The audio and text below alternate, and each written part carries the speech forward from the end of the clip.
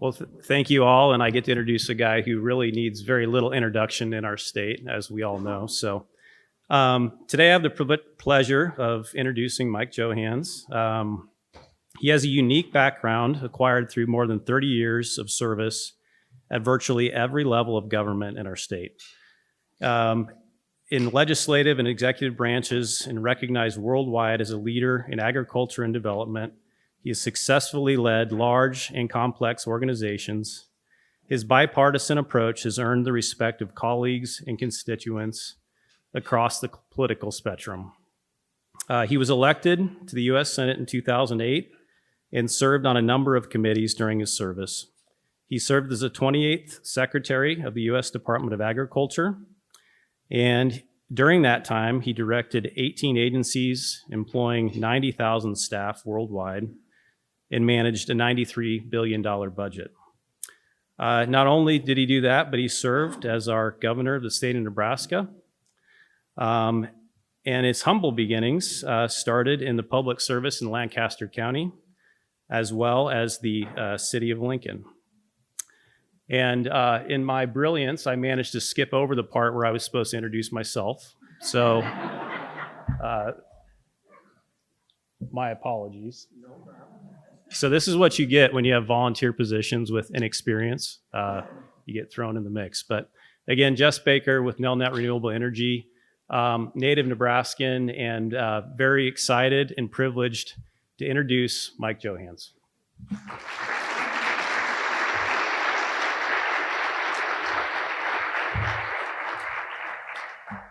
Well, thank you very much, Jess. I appreciate the introduction. And ladies and gentlemen, it's just great to see you. I've talked to some people that were a part of many of my campaigns. And if you were ever a part of that, let me just start out by saying thank you for that. We appreciate it immensely. I also want to take a little speaker's privilege here today and introduce two people who traveled with me for this speech, who are very special people in my life. And I will start with my wife, Stephanie. So, Steph, yeah.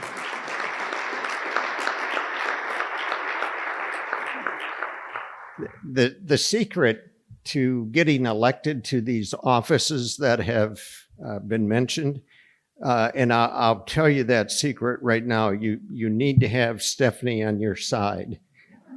But the thing I'm going to tell you about that, it's too late. She's already on my side. So, and then there's a person who was never in the limelight because she didn't want to be in the limelight.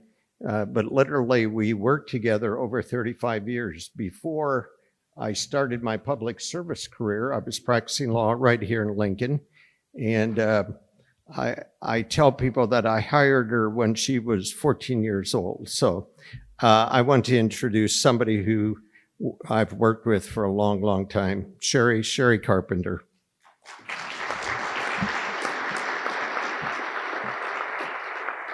But today, the important topic is something that obviously you care about. I certainly care about. We would not be here today if we weren't concerned about wind and solar energy and where that fits into our future. So there are many people in this room, I would start out and say, that are experts in this field.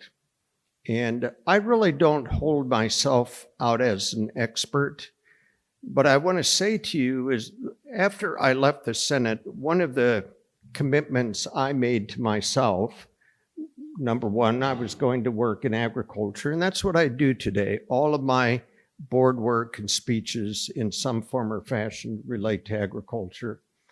But more specifically, what I wanted to do was identify those ways where I could be a voice to try to bring to agriculture more predictable income stream. I grew up on a dairy farm in north central Iowa. I can tell you personally what the impact is of low dairy prices. I can tell you personally what it's like when you lose a crop, because that had a profound impact on our family. So you see, if there's something that I can do today that will help income for farmers and ranchers, I want to do that. And that's where I start today. You know, too often agriculture and renewable energy projects are thought about as opposing concepts. One's over here, one's over there, don't agree on much. But I believe that they share common ground, both in the real sense that row crops and solar panels and wind turbines can share common ground, but also in the sense that renewable energy projects can be a real help to farmers and ranchers. It can help keep their farms and their ranches viable, and it can help them provide a more predictable income stream. And you know, if we help farmers and ranchers, then we help our small communities. It goes hand in hand. Farmers have always supported their families and communities with the harvest of the land. We drive across the state today and we see this beautiful harvest taking place. Corn, soybeans. And yet, when I look at that, I say to myself, there's another harvest that is available to farmers, and that comes from wind and solar. So whether you're harvesting corn or soybeans, or wind and solar is a part of your plan for your farm, there is great opportunity. As the governor of Nebraska, the secretary of the U.S. Department of Agriculture, and now one of my roles in life is the national co-chair of the Center for Infrastructure and Economic Development, or the center as we like to call it, I want to share our vision with you of what we believe can be a common ground between agriculture and renewables, specifically wind and solar. But first, if you'll permit me, let me talk a little bit about the center and what we have going.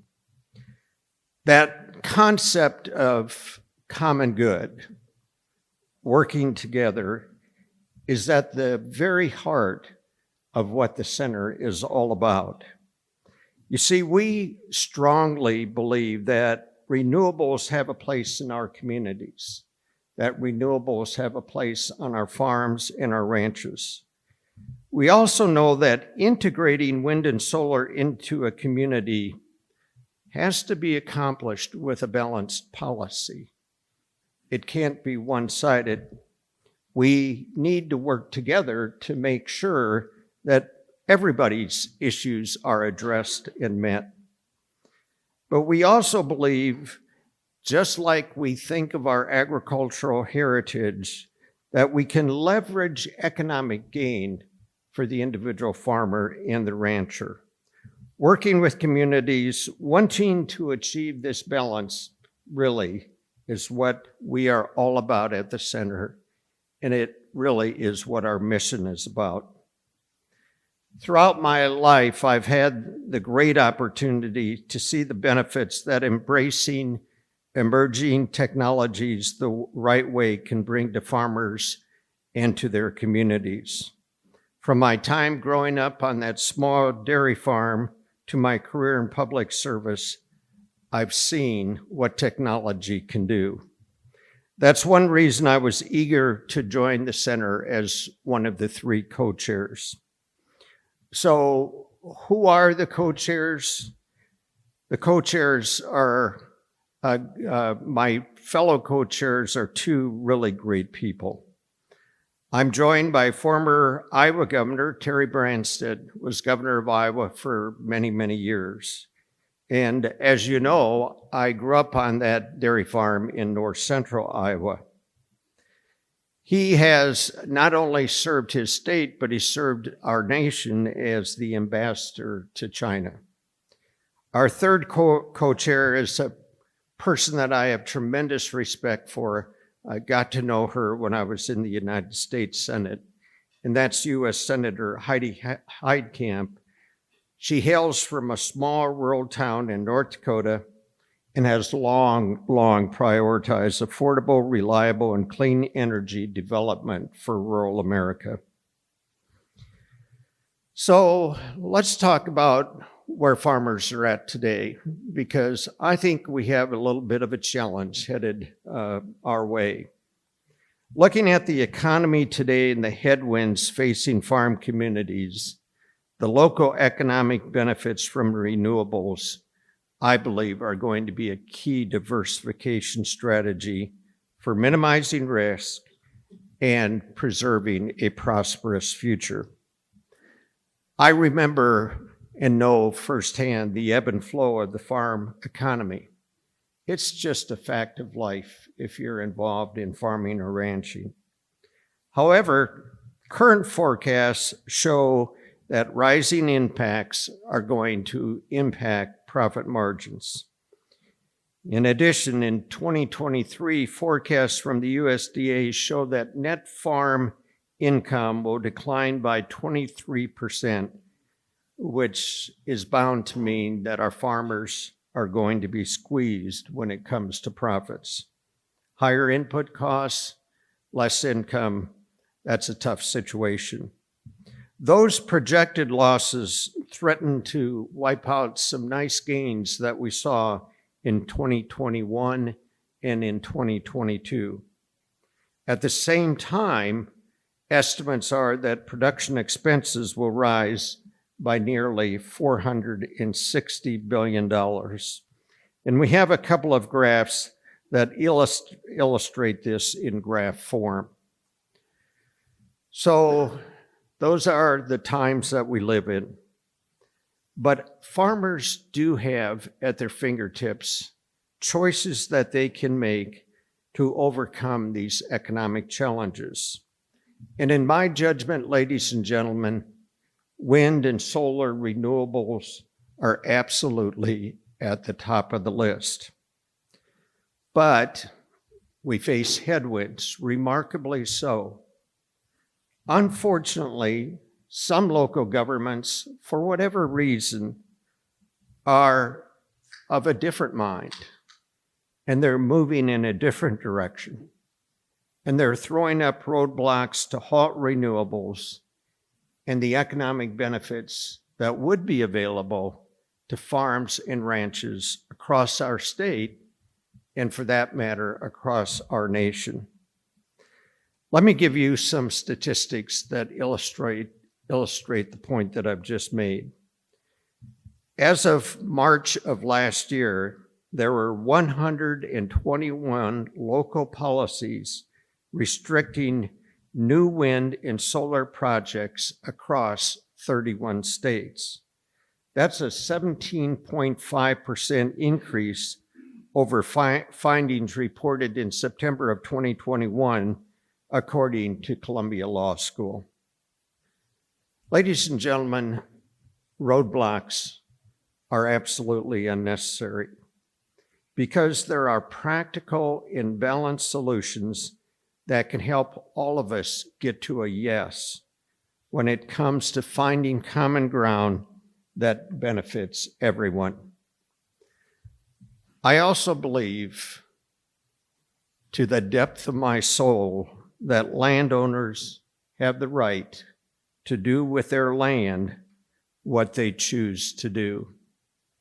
Landowners should be given large latitude on what projects go on their land.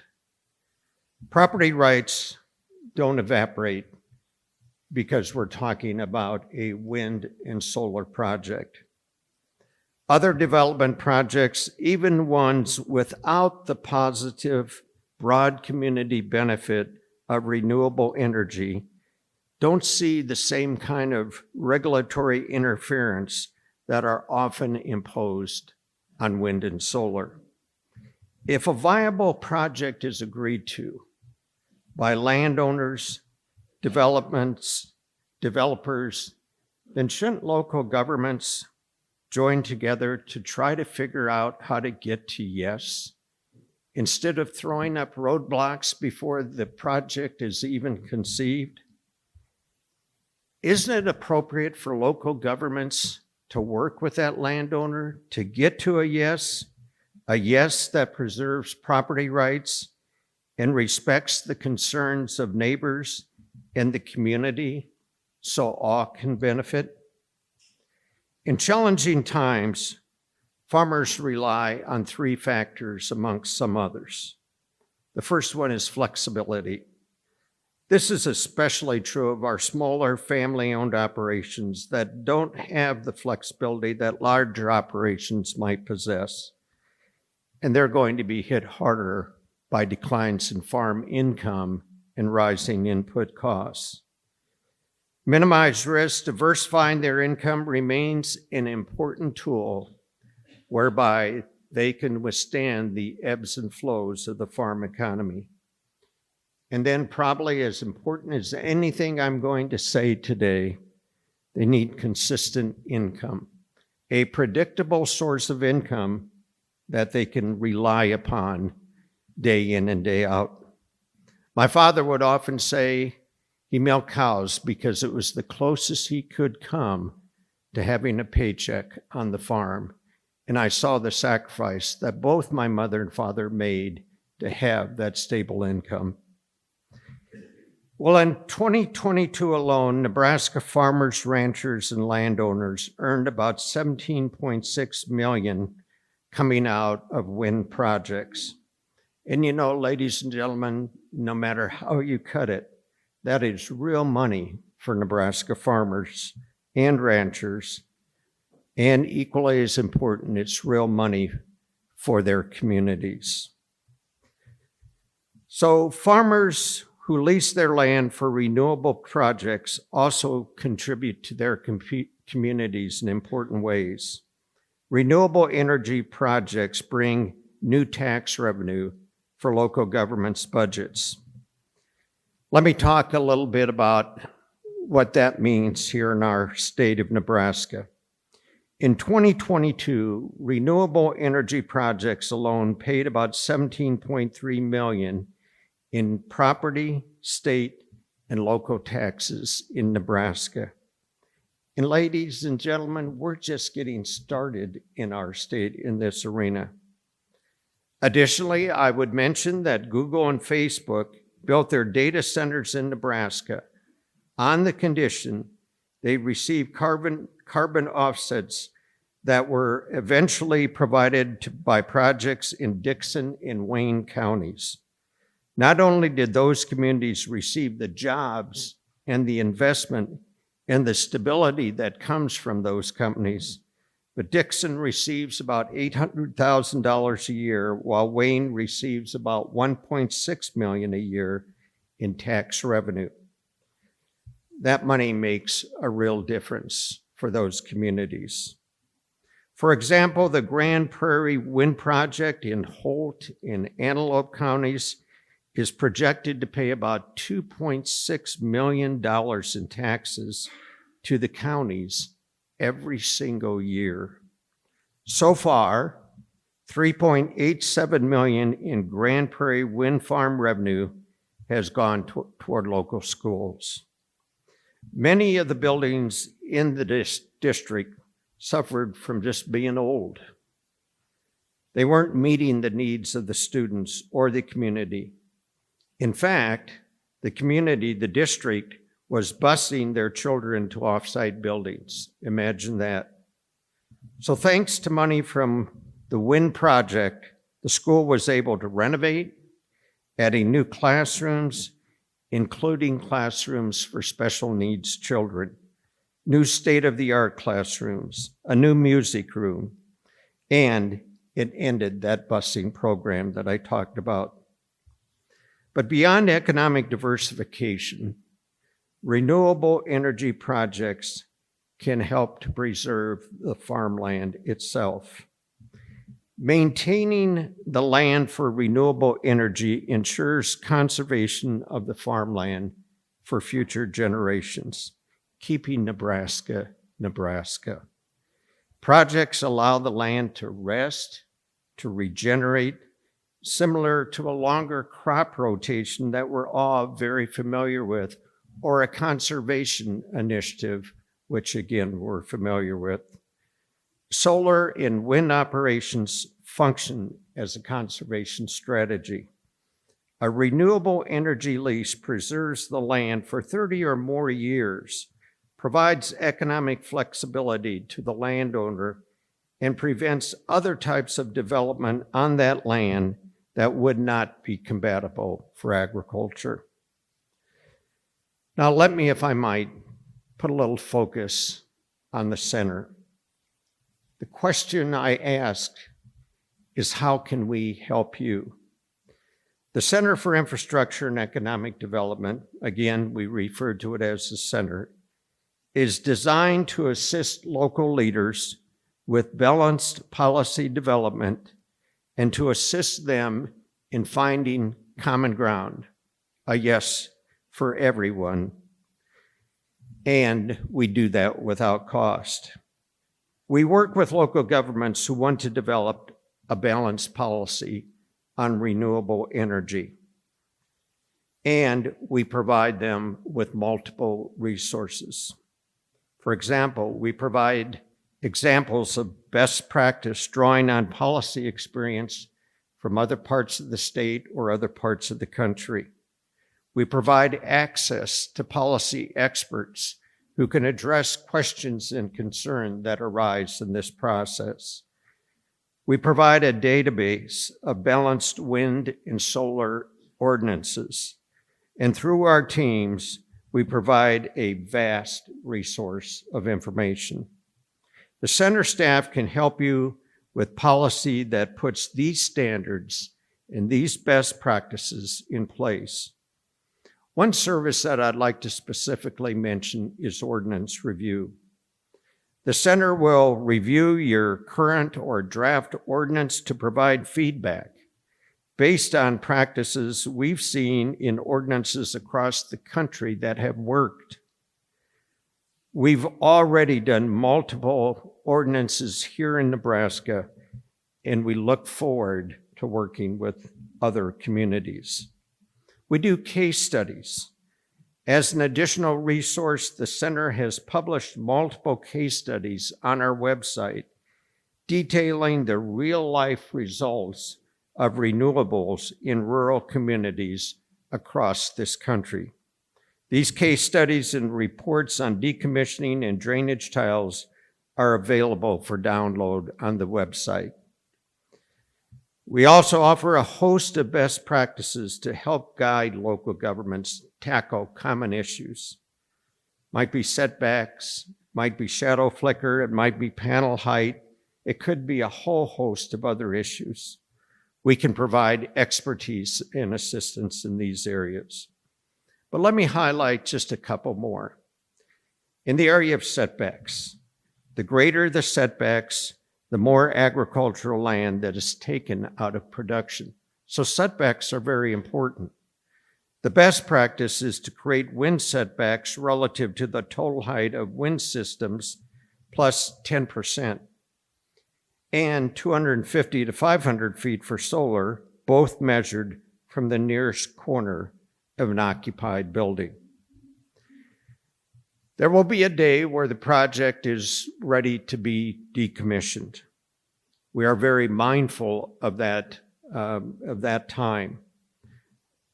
The process at which facilities are deconstructed and removed involves many important elements.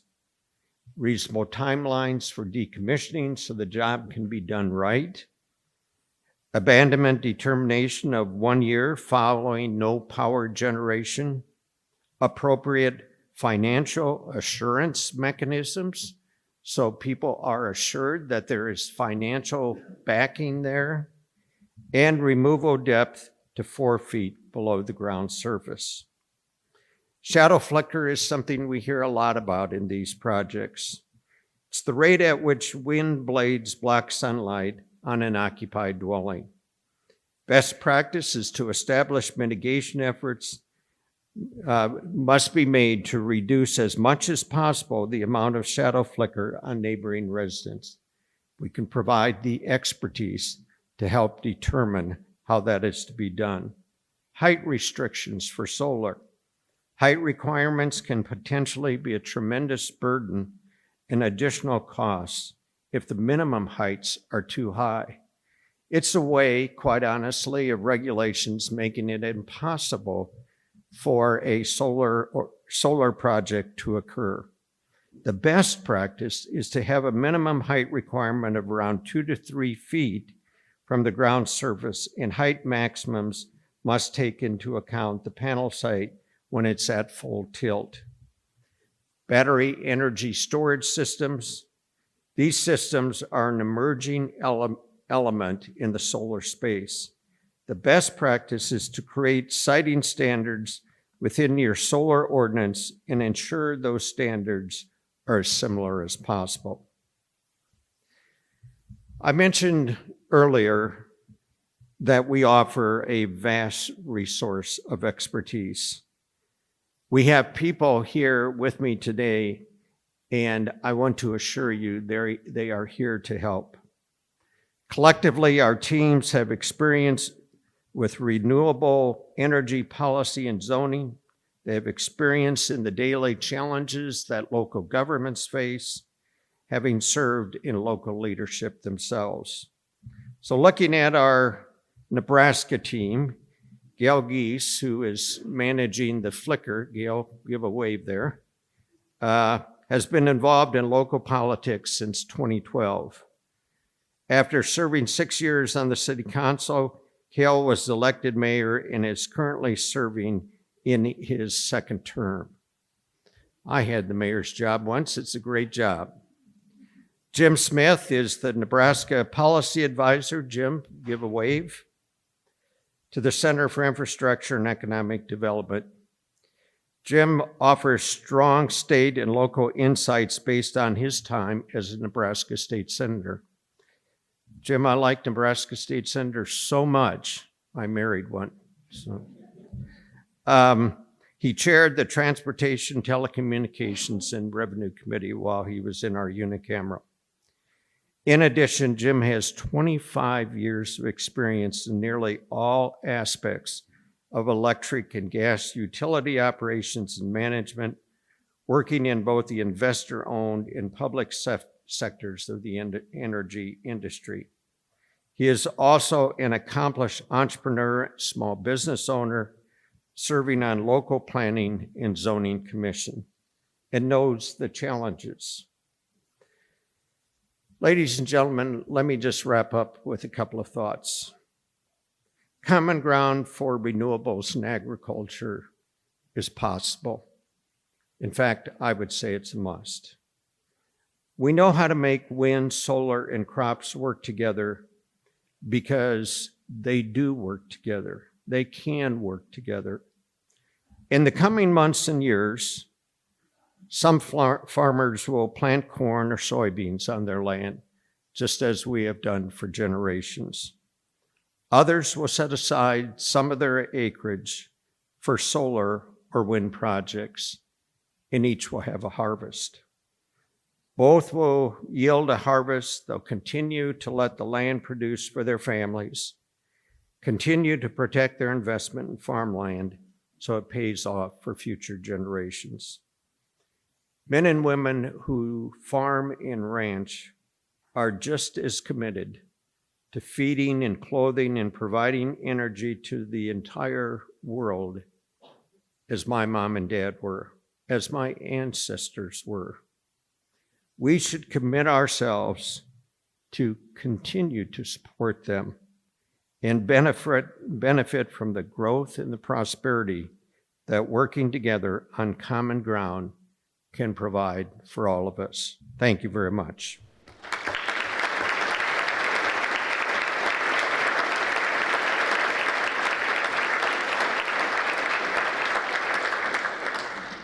I will take any questions that you might have. I'm just wondering is your agency working on promotion of biogas reactors, specifically around concentrated animal feeding operations to reduce nitrate pollution in groundwater?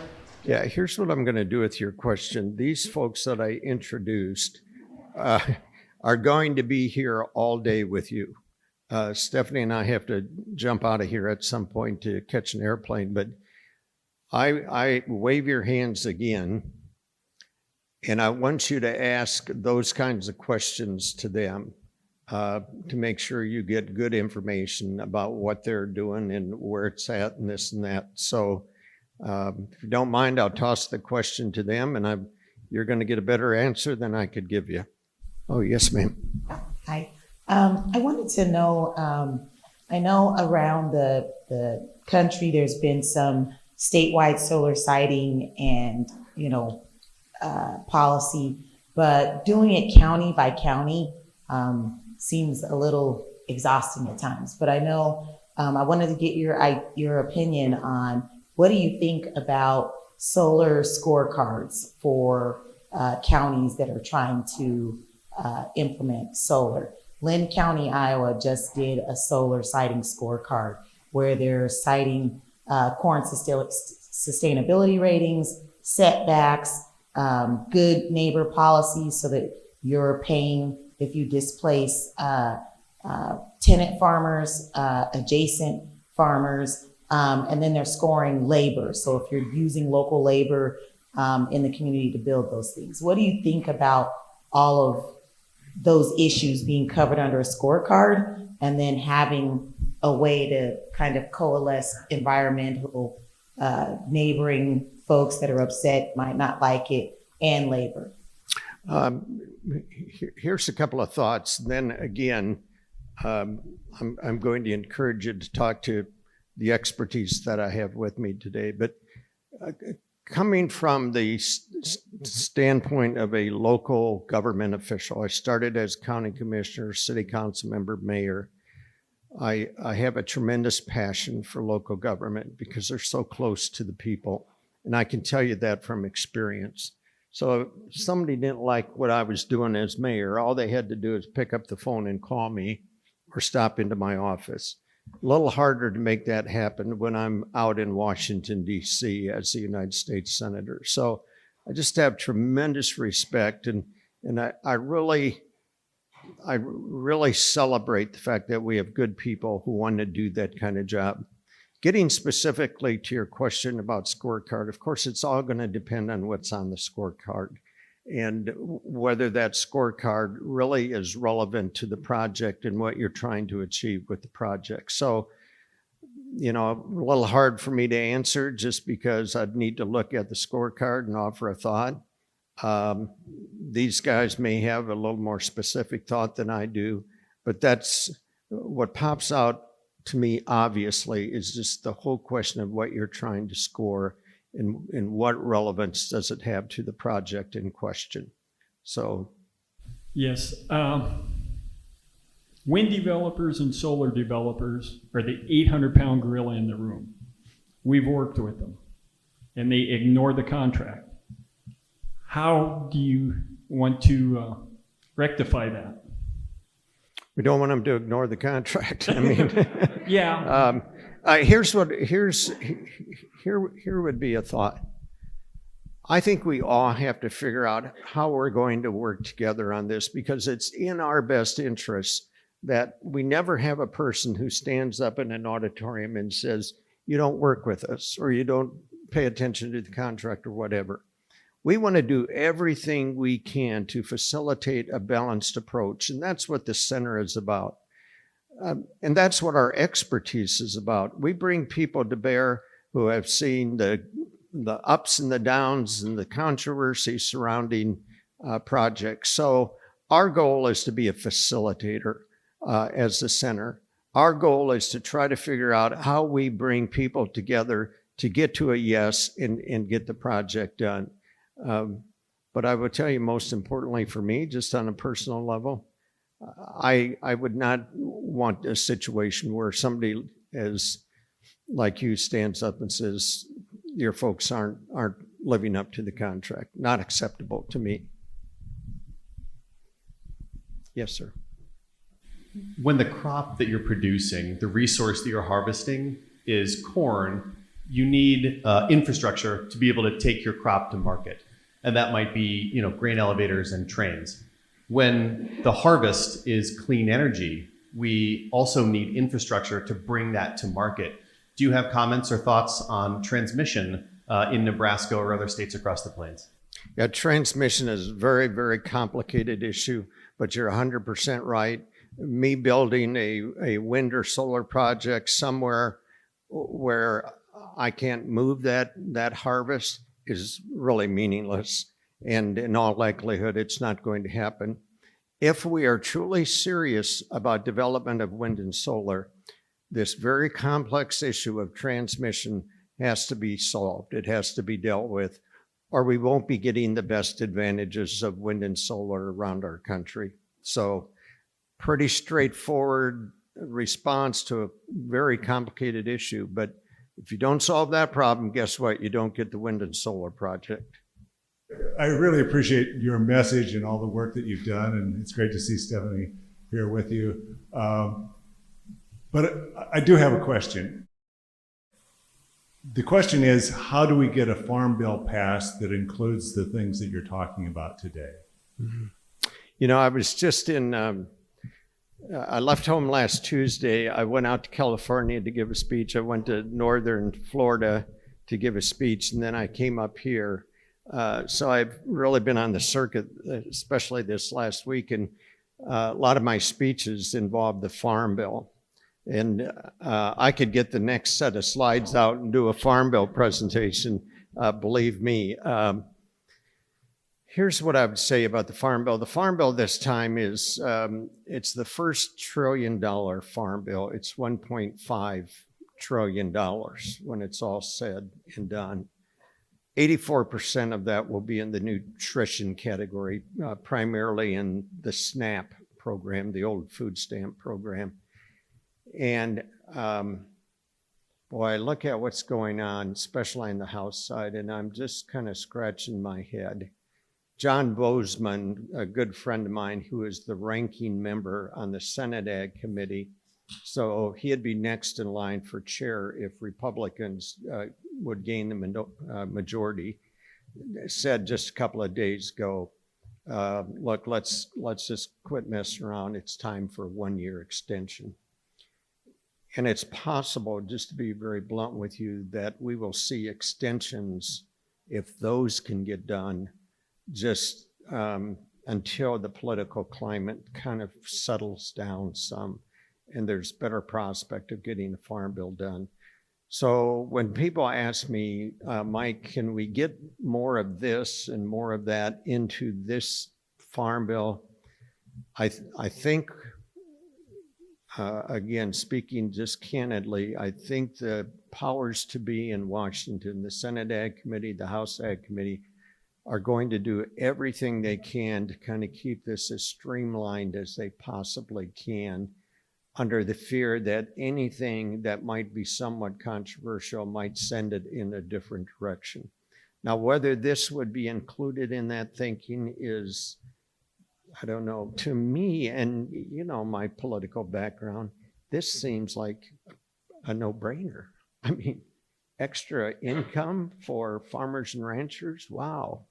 More stability in what they are doing, and completely voluntary. We're not telling anybody in this room or anybody anywhere that you have to do this, that, or the next thing. But we're here to help if that's the direction that you want to pursue. So if I were there, that's the case I'd be making is, look, how is this bad? You know, tell me what part of this doesn't work for the individual farmer and rancher. And so maybe there are some like-thinking people that could put some language in. I don't think we necessarily are looking for a big pot of gold, because I think that's going to be hard to achieve for anything. But some language that would be more forward-leaning in what's going on here would be at least helpful to be able to reference. That's my thought. But you know the drill. I'm not there anymore, so it's easier said than done sometimes.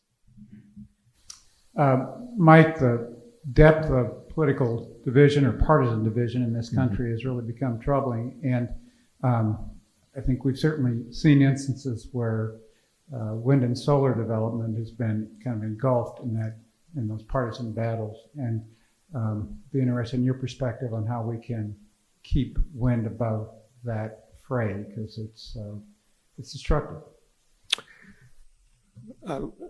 Folks, that's such a great question because it seems like everything has become a part of that partisan debate, whether you're talking about a school board race or we were talking earlier, our race for the Senate. The whole concept behind the center was, look, we want to be the resource. We want to be the honest broker in the room. We want to, when somebody raises concerns and issues, we want to get the information in their hands to address those. Or if somebody comes to us and says, what do you think about wind and solar here? We can give them good information about how the state is feeling about that, or local government, or et cetera, et cetera. So one of the ways in this area, I believe, is get to know us better. We are here to be that honest broker. We're here to be that straightforward asset that you can call upon. And, you know, I served in local government. That's how Stephanie and I first met as county commissioners. And what I often realize is we just didn't have the expertise. And this was here in Lincoln, Lancaster County. You can only imagine a more rural community. The expertise just isn't available. We can provide that expertise. And so I think in this area, in this state, and really across the country, because we offer such positive thing here that people are embracing it, I think we can kind of keep this on the pathway of what does this do for communities? What does this do for farmers and ranchers? How do we address the issues that are being thrown up at the local hearing and on and on? And I just couldn't be more impressed with what this resource offers to that. So I think we're a big resource, a big help in that regard. Solving the bigger political issue, you and I will have to go out and get a Diet Coke and talk a long time about how we do that.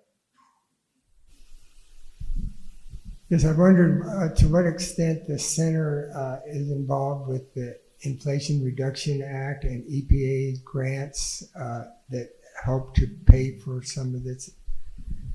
These guys, again, will be probably more helpful than I will be, but I will tell you we have the knowledge and expertise to help you through that, or we know the people that will help you through that. So if you have questions about, hey, what's out there, what's available, we can either provide that expertise or get you to the right people who can provide it. So again, I think we're a great resource in that area. Mike, I'm a developer of a solar project that has run into some community opposition, and something that would be really helpful from an institute like the center would be mediation services with the community. I have ideas on what we could do to make it a win-win project, but we need a third party that could facilitate that discussion. Great. Your comments are so important. I need to connect to you guys. So we'd love to talk to you about that. So make sure you head toward this table. All right. Thank you very much.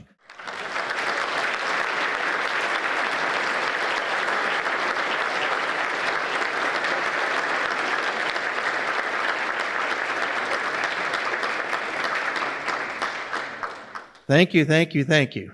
It was a very appreciated and needed and well-delivered message. I do have a side job. It's called being president of Nebraska Farmers Union. I represent landowners, and it's been my honor and my pleasure to do that for 34 years. And as I've worked with landowners, they're a very independent bunch, and they have their own issues, they have their own values, they have their own way of doing things. But at the end of the day, when it comes to renewable energy all begins or ends with landowner support.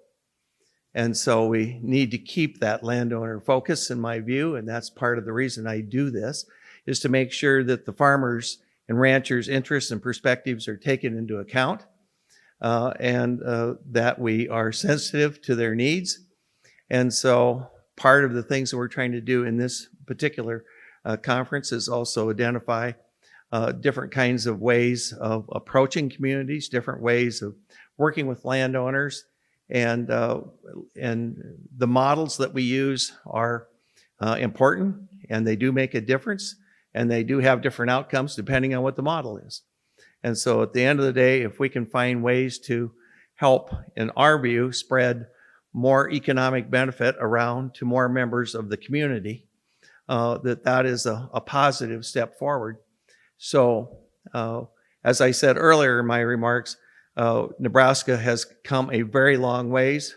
We have 3,500 megawatts of wind. We have 86 megawatts of solar. And we're looking at, they're knocking on the door with known projects, at least that much new additional renewable energy, if we can find a way to take the challenges that we face and turn them into opportunities. And so thank you again, Mike, for the message that you delivered. One more time, a hand of applause.